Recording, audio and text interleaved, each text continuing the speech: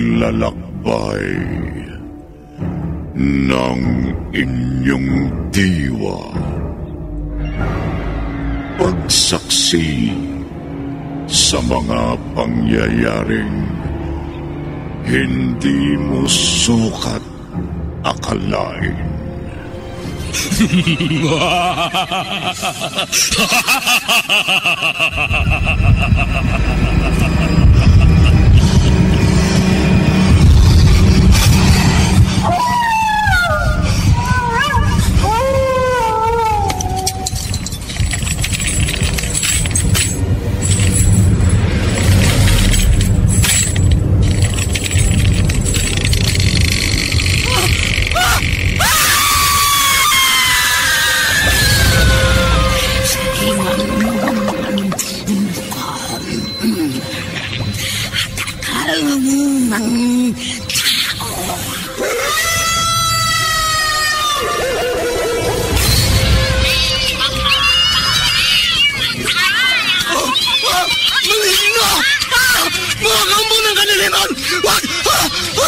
Huwag kayong lalapit sa akin!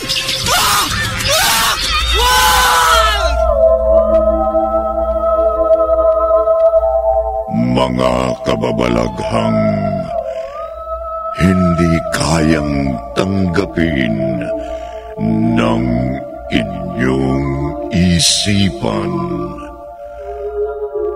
nagaganap tuwing sasapit ang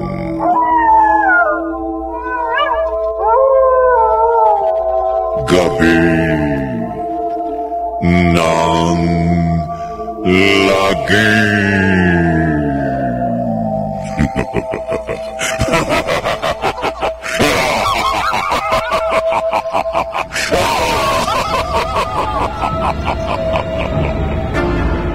Pinagsamang produksyon ng DZRH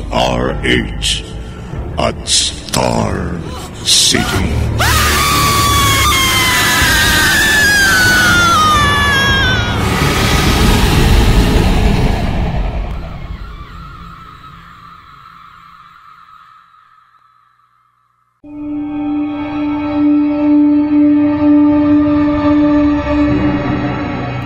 Magandang gabi, kaibigan.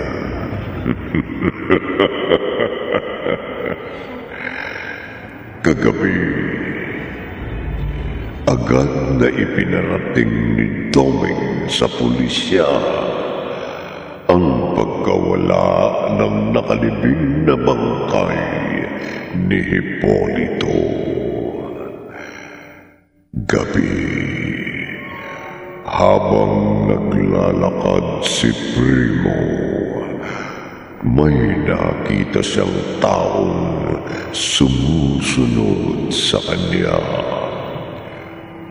At nang mapagsino niya ito, nabigla ang lalaki. Narito ang ikatlong bahagi ng ating tampok na kwento sa linggong ito, pinamagatang Halimaw. Sa isa na namang gabi ng lagi.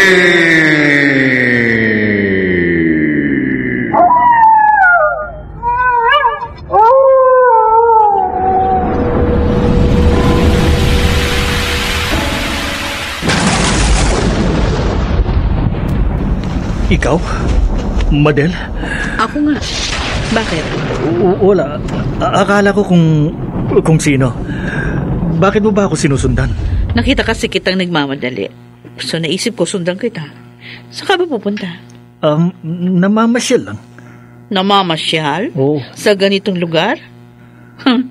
Kakaiba ka yata, Primo. Madel. Hindi ka ba natatakot na baka makasalubong mo yung sinasabi nilang halimaw? Bakit naman ako matatakot? Hindi ako takot sa kanya. Tsaka hindi naman totoo yun. Isa pa, kaya ko namang ipagtanggol ang sarili ko kung sakali. Oh, ganun ba? Oo. Madel, sige. Mauna na ako. Kailangan ko nang umuwi. Gabi na, baka magalit ang commander ko. Mahirap na eh. Ha? May asawa ka na? Oo. Sige. Maiwan na kita. May asawa na pala siya. Akala ko binata pa. Sayang.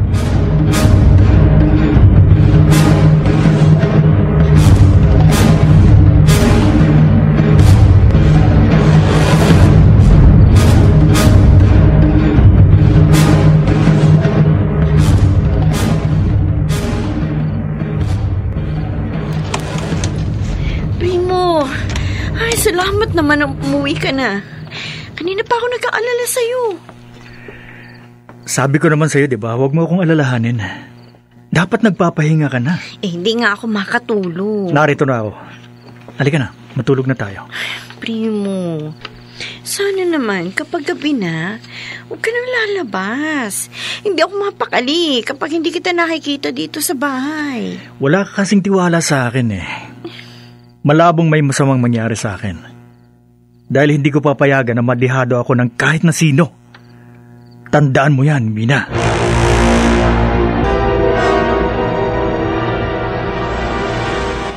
Good morning, Hepe. Sarento, good morning. Ano balita? Eto. Pakibasa ho, sir. Ito. Yes, sir. Ano ito? Umatake na naman ang killer kagabi. At ang nakikita ko sa dyaryong hawak nyo, siya ang biktima. Wala pa rin pinagkaiba sa nauna yung pagkamatay niya. Wakwakan tiyan. Labas ang bituka.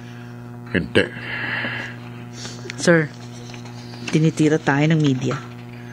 Wala daw tayong ginagawa. Sarento, tawagin mo mga iba nating mga kasamahan. Sir? Kikilos tayo. Kailangan wag nang masundan pa ang pangyayaring ito.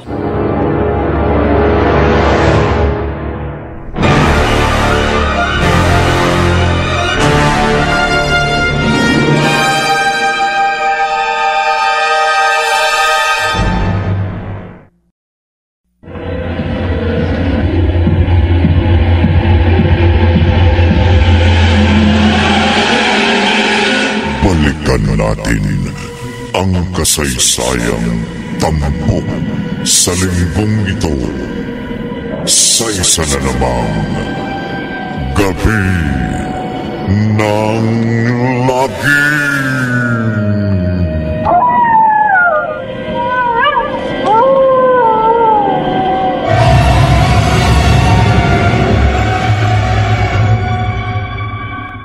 Buti naman kumilos na ang mga otoridad. Dapat nung una pa lang, ginawa na nila yan. Hindi na nasundan pa. Oo nga ho, Itay. Kasi naman masyado silang kampante na hindi na mauulit pang nangyari. Kasi nga pala si Primo. Nasa kwarto pa ho, Itay. Tulog pa. Tulog pa? Opo. Bakit?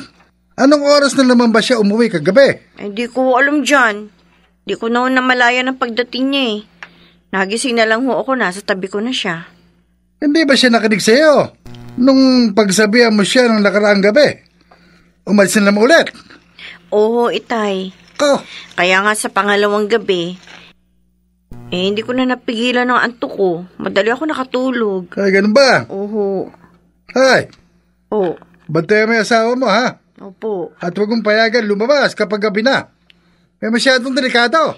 Kaso ang tigas ko ng ulo ayaw makinig sa akin. Hindi pa siya natatakot. Na baka sa paglalakwatsa niya, masalubong niya ang killer. At siya mapagbalingan. Itay. Gawin mo lahat para mapigilan mo yung asawa mo. Kung kinakailangan tali mo. Nang mapirmi dito sa bahay. Naku. Gawin mo. Dahil kung hindi, malamang, maaga kang mabiyuda.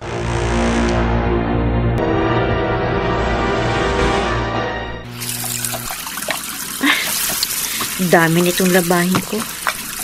Halos 2 linggo kasi ako hindi nakapaglaba. Kaya natatambak.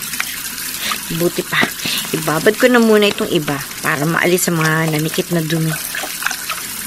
Lalagyan ko lang ng sabon. At ilalagay ko nito mga damit. At itong paboritong isuot ng damit ni Itay. Yan. Teka. Ano to nasa damit ni Itay?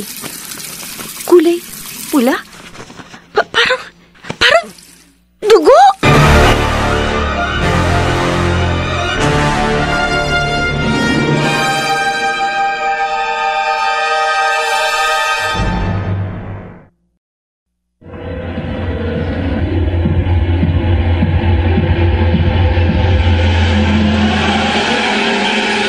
Balikan natin ang kasaysayang tampok sa linggong ito sa isa na namang Gabi ng Lagim.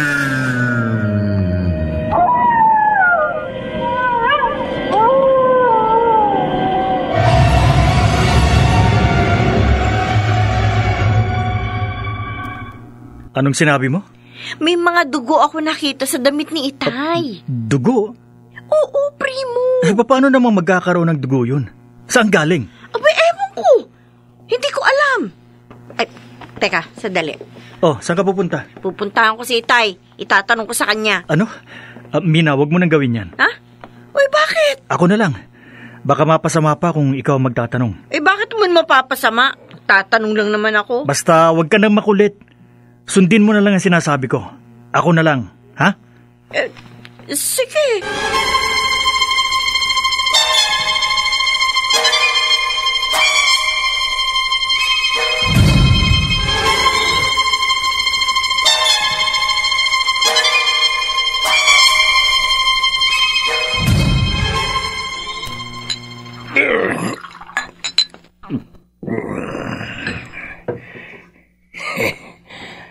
Ayos. Solve na ako. Pwede na matulog. Saan kaya magandang pumwesto? Doon sa ibabaw ng nicho. Tama.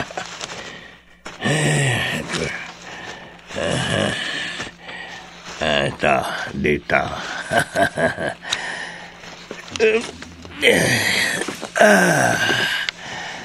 Paano mga kapitbahay? Good night na. See you tomorrow. Ay, sarap.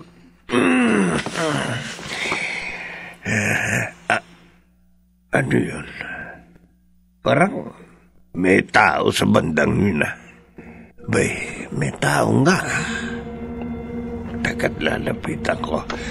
Baka itong kumuha sa bangkay ng lalaki at uulit na naman. Lagot ka sa akin ngayon. Asan ba yung bastong ko?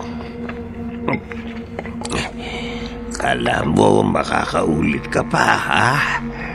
Patay ka sa akin ngayon.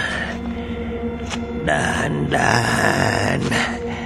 Hindi niya ako dapat na mapansin. Malapit na ako sa kanya. Eto na. Ngayon, itong bagay sa'yo. Anong... Hindi! Hindi! Hindi! Hindi!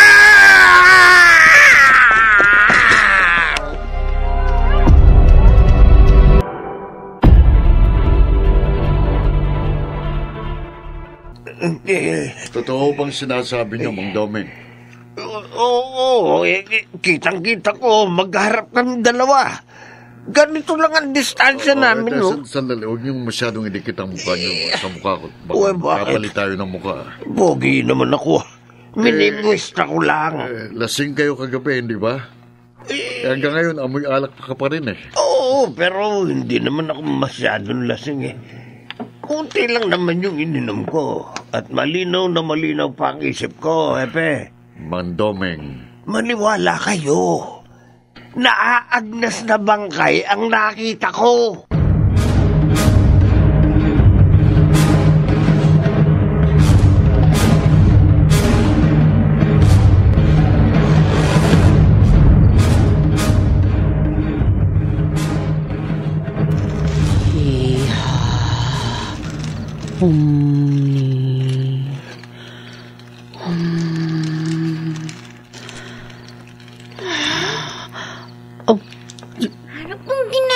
ginawa niyo?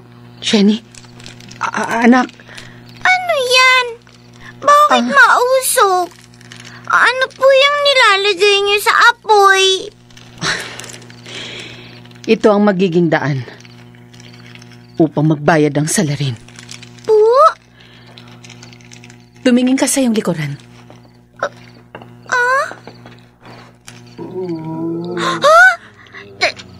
Tatay! Buhay si tatay! Ay, tatay!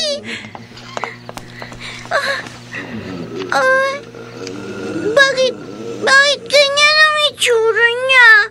Parang naaag na sa mga balot niya. At saka, baho! Tatay!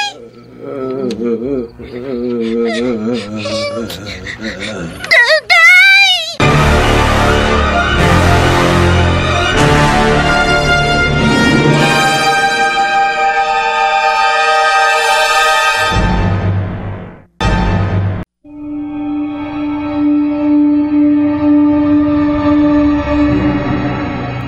Magtagumpay kaya si Laura sa kanyang pagnanais na makapaghiganti gamit ang kanyang kapangyarihang itim.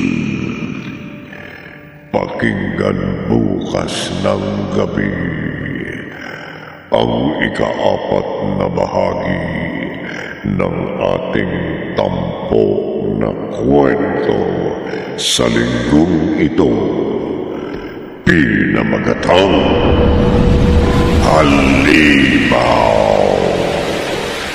Sa isa na naman gabi ng lagi.